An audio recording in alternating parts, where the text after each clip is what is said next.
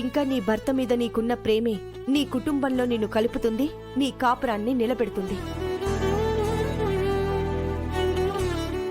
శ్రీకర్ గురించి నువ్వు అలా ఆలోచిస్తావని నేనస్సలు అనుకోలేదు. కన్నీరు కారుతుందని కన్నుని వద్దనుకోలేం కదక్కా. అలాగే సమస్య వచ్చిందని భర్తని కాదనుకోలేను కదా. కాలమే పరిష్కారం చెప్తుంది. అప్పటి వరకు పోరాడుతాను, ఎదురు చూస్తాను.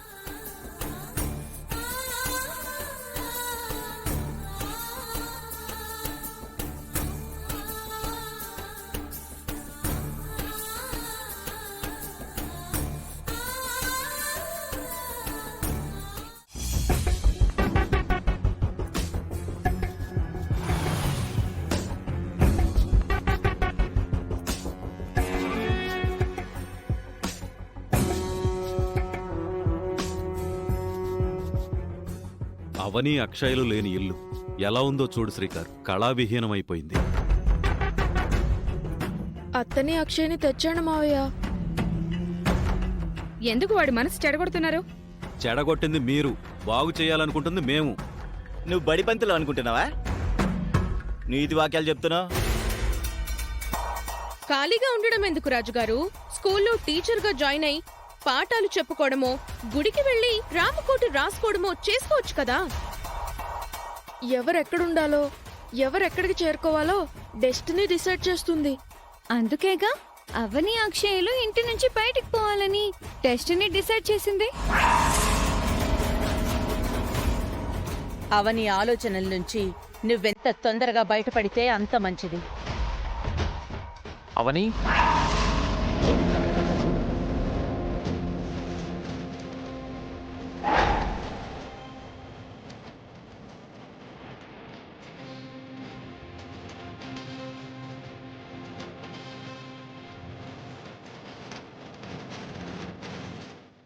అవని ఇంట్లో లేదు.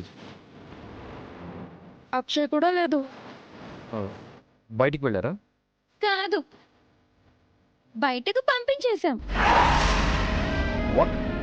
అన్యాయంగా పంపించేశారు. ఎందుకు? మా ఇంటి గొడవలేవో మాకున్నాయి. నువ్వు బయలుదేరు బాబు. వీడి వల్లే కదా అంతా జరిగింది. వివరంగా చెప్పండి, ఎందుకు పంపించేయడం? నా వల్ల జరగడం ఏంటి? మర్యాదగా మాట్లాడండి. అవును, నీ వల్లనే పంపించేశాం. ఎందుకంటే నీకు అవనికి మధ్య ఉండకూడని సంబంధం ఉంది. అక్షయ్కి నీకు మధ్య రక్త సంబంధం ఉంది.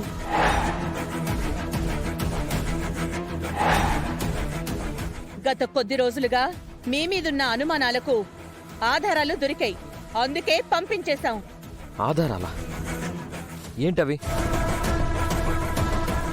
నువ్వు వస్తావని తెలుసురా, అందుకే ఆధారాలు జేబులో పెట్టుకొని తిరుగుతున్నాను. దీని మీద ఎవరి సంతకం ఉందో చూడమ్మా.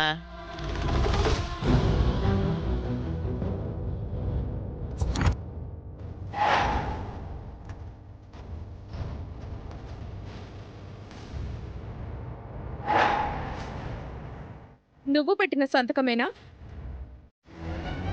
నువ్వు తండ్రిని కాబట్టే కదా. దయచేసి అలా అపార్థం చేసుకోకండి. ఆ సమయంలో అక్షయ్ గురించి కంగారుగా ఉన్నాను, గమనించకుండా చేసేశాను. అబ్బబ్బబ్బబ్బబ్బబ్బా, ఎంత బాగా అల్లుతున్నావయ్యా కథలు.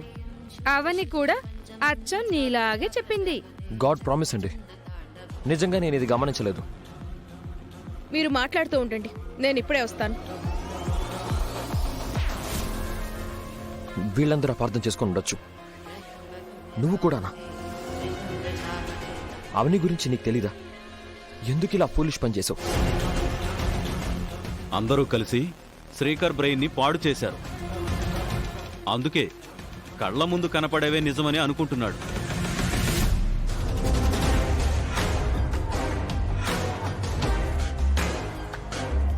మా అందరి ముందు ఇలాంటి గిఫ్ట్ ఇస్తావా? ఎంత ధైర్యం నీకు?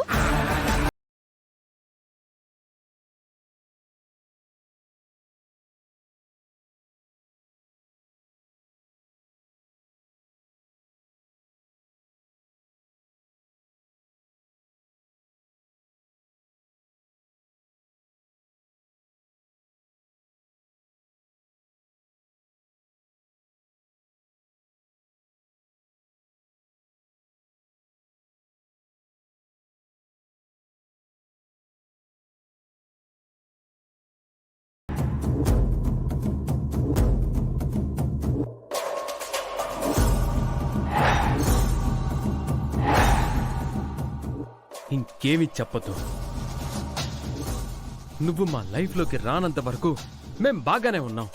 నువ్వు వచ్చిన తర్వాత నుంచే మా మధ్య దూరం పెరగడానికి బీజం పడింది. బయటికి పో. మూర్ఖుడివా నువ్వు?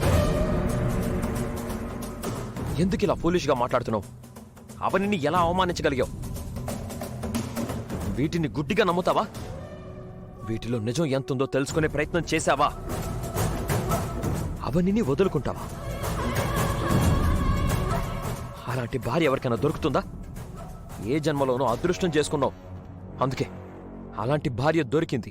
మంచి కూతురు పుట్టింది. కూతురు పుట్టుకను అనుమానిస్తావా? మనిషివా నువ్వు? రేయ్! నా తమ్ముడు కాలర్ పట్టుకుంటారా? వాడిది పట్టుకుంటే నాది పట్టుకున్నట్టే. కృష్ణ కృష్ణ రేయ్! ఏంటో నువ్వు చెప్పేది?